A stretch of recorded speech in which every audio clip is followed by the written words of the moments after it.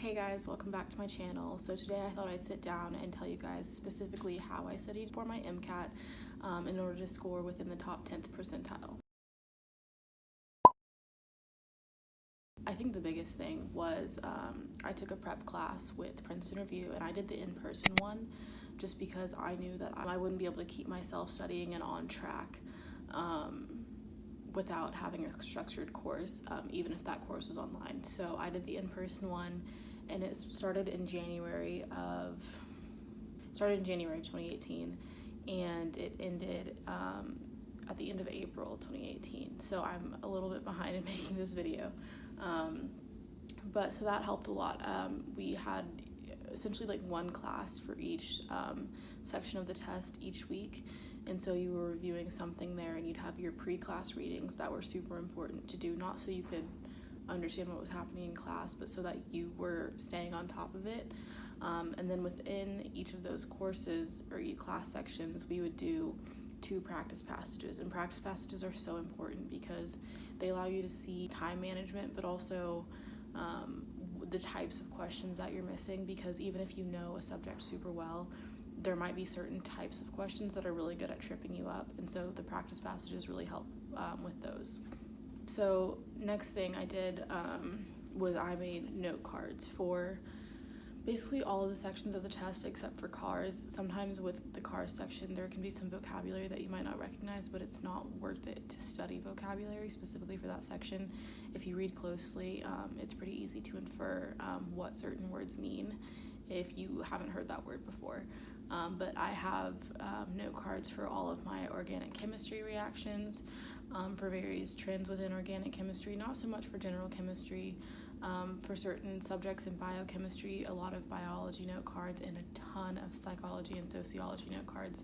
I ended up with a stack of note cards that was probably like, there were 2 stacks that were like this thick each, so probably upwards of like 800 note cards, and I would show you guys, but I actually sold all of my study materials. But obviously making 800 note cards takes absolutely forever to make.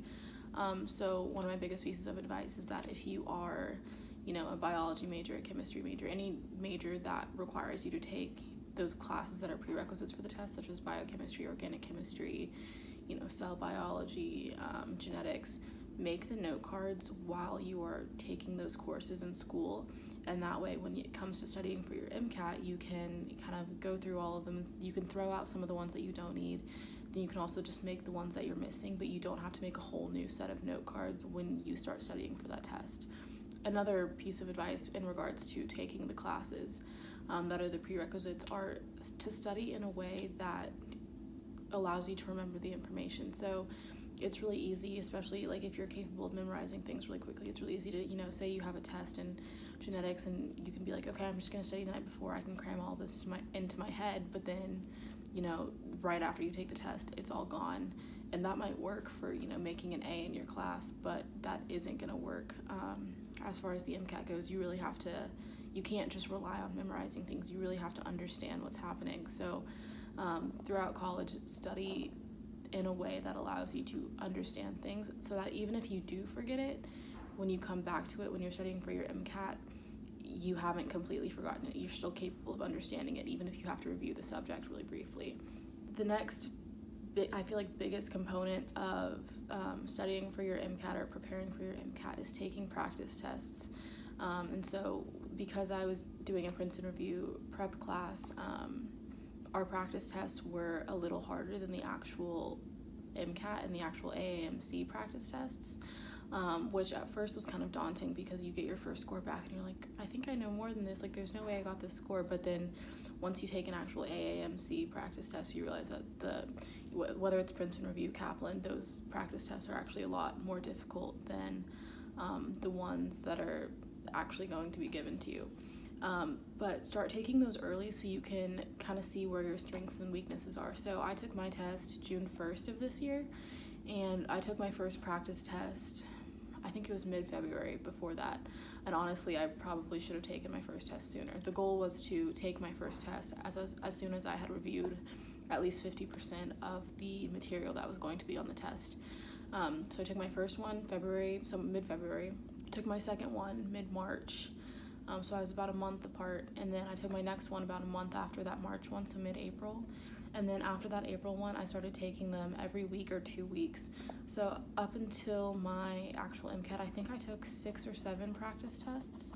And so again, all the first few that I took were the Princeton review tests, and then as I got closer to my actual test date, I took ones that were AAMC distributed tests, just so I would have like a better idea of what my score was going to look like.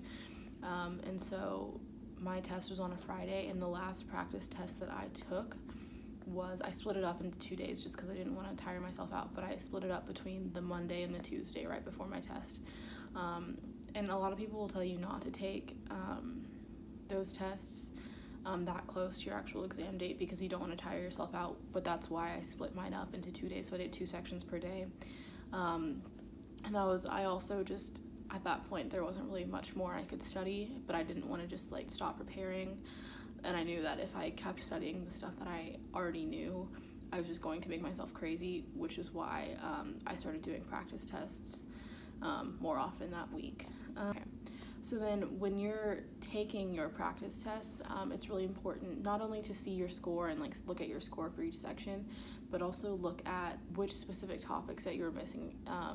So say, you get through the entire, biology and biochemistry section, say you do generally well on it, but even if you do generally well, there could be one specific topic that you're not understanding. So it could be like, hey, you really don't understand the immune system, or you are not good at microbiology. So you have to go through all of the questions, especially those that you missed, but also the ones that you get correct, to make sure that you didn't just, get a lucky guess, to make sure that you actually understood them, but really go through all of the questions that you missed and make a note to review those specific topics. So after each test that I took, I would have a couple sheets of paper and I would write down specifically each of the questions that I would miss, and so after I would finish going through the entire test, I could go back, and that was my study goal for the rest of that day, was to review the topics that I had missed.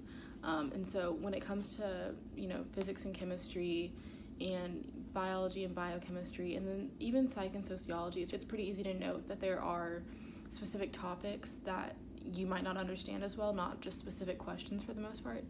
But when it comes to CARS, which is the critical analysis and reading section, it's a little bit different. So you might notice that since the topics that your passages are written on are completely random, so it's not like, oh, there's this topic that I'm not understanding.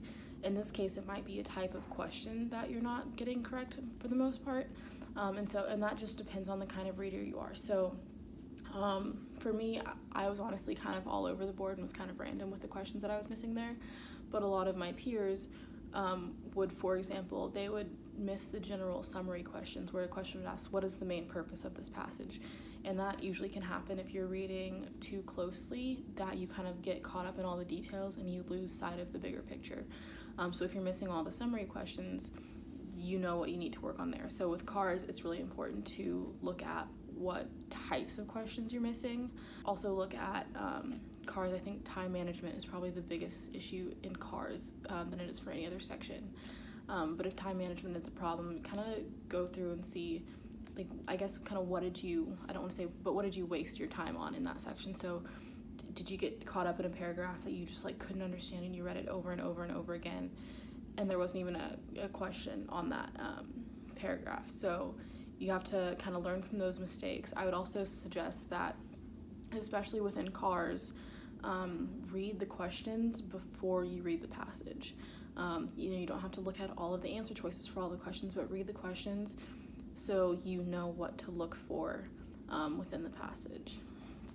So I think that is all of my advice for studying for your MCAT and how I studied for my MCAT. So I studied in general, so took a prep class, studied for about 5 months before the test, but I was intensely studying for about a month. In the first 4 months, I was generally only going to my prep class and reading the readings for that test prep class, but I wasn't studying outside of being in class just because I was in the middle of a semester in school. But if you have any other questions about how I studied, feel free to comment them below and I will answer them as soon as possible. And if you have any other videos that you would like to see, just let me know. See you guys in the next video. Bye. on.